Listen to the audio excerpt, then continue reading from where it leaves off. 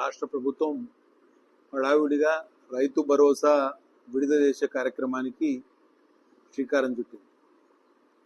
4 విడతలుగా ఇవ్వాల్సిన రైతు భరోసాను వాళ్ళు ఎన్నికల్లో ఇచ్చిన కాంగ్రెస్ పార్టీ ఇచ్చిన హామీ మేరకు 7,500 చొప్పున ఇవ్వాలనుకుంటే ఇప్పటికి 30,000 ఇవ్వాలి ఎకరానికి ఒక రైతుకి. అదే 6,000 చొప్పున ఇవ్వాలనుకుంటే 24,000 ఇవ్వాలి.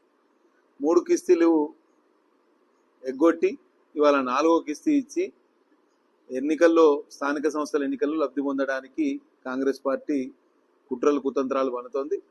రైతులందరూ ఈ విషయాన్ని గమనించారు. అందుకే భారతీయ జనతా పార్టీ శాసనసభ పక్షం తరపున మేము ఈ రైతు భరోసా వీడియో కాన్ఫరెన్స్ ఏదైతే రాష్ట్ర ప్రభుత్వం వివిధ రైతు వేదికల్లో నిర్వహిస్తుందో ఆ కార్యక్రమాన్ని బహిష్కరిస్తున్నాం. రైతాంగ సోదరులు గమనించాల్సిన అవసరం ఏముందంటే కాంగ్రెస్ పార్టీ తన ఇచ్చిన మేనిఫెస్టోలో ఇచ్చిన హామీలకన్నిటికీ తిలోదకాలు వదిలేసింది.